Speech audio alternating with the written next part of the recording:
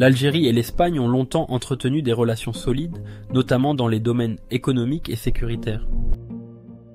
Cependant, un tournant majeur est survenu en 2022 lorsque Madrid a officiellement soutenu le plan marocain d'autonomie pour le Sahara occidental, une décision qui a provoqué une crise diplomatique majeure avec Alger.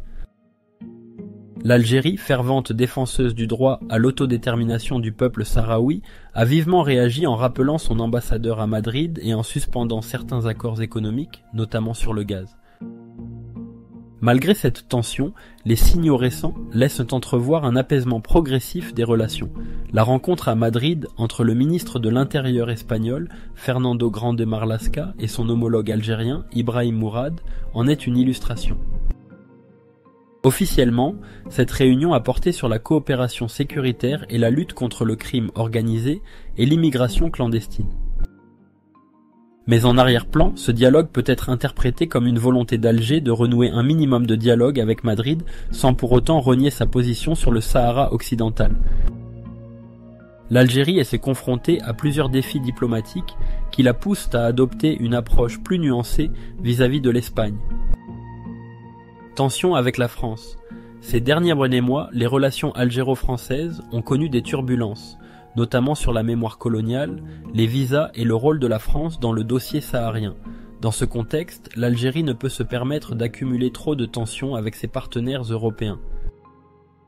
Question économique et énergétique. L'Algérie est un fournisseur clé de gaz pour l'Europe, et bien que des contrats aient été révisés, Madrid reste un client important. Une rupture prolongée avec l'Espagne n'est donc pas économiquement viable à long terme.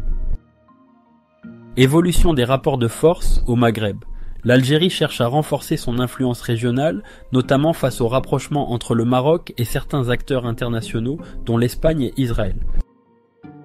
Si Alger semble privilégier un certain apaisement avec Madrid, cela ne signifie pas pour autant une acceptation de la reconnaissance espagnole de la souveraineté marocaine sur le Sahara occidental.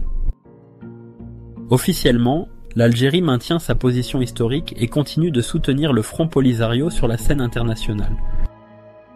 Cependant, en coulisses, il est possible que l'Algérie ait choisi une approche plus pragmatique. Au lieu d'une confrontation ouverte avec l'Espagne, elle pourrait chercher à limiter les dommages diplomatiques et préserver des intérêts stratégiques, notamment en matière de sécurité et d'énergie. Le dialogue entre les deux pays pourrait se poursuivre dans une logique de pragmatisme mutuel. L'Espagne, malgré son alignement sur Rabat, reste soucieuse de maintenir une coopération sécuritaire efficace avec Alger, notamment pour lutter contre l'immigration clandestine et les trafics transfrontaliers. De son côté, l'Algérie pourrait chercher à reprendre certains accords économiques et diplomatiques sans pour autant renoncer à ses revendications sur le Sahara occidental.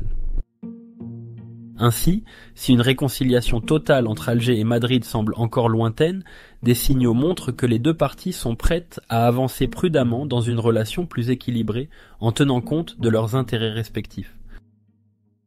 Pensez-vous que l'Algérie finira par normaliser totalement ses relations avec l'Espagne, malgré la position de Madrid sur le Sahara occidental, ou au contraire, ce rapprochement est-il purement stratégique et temporaire?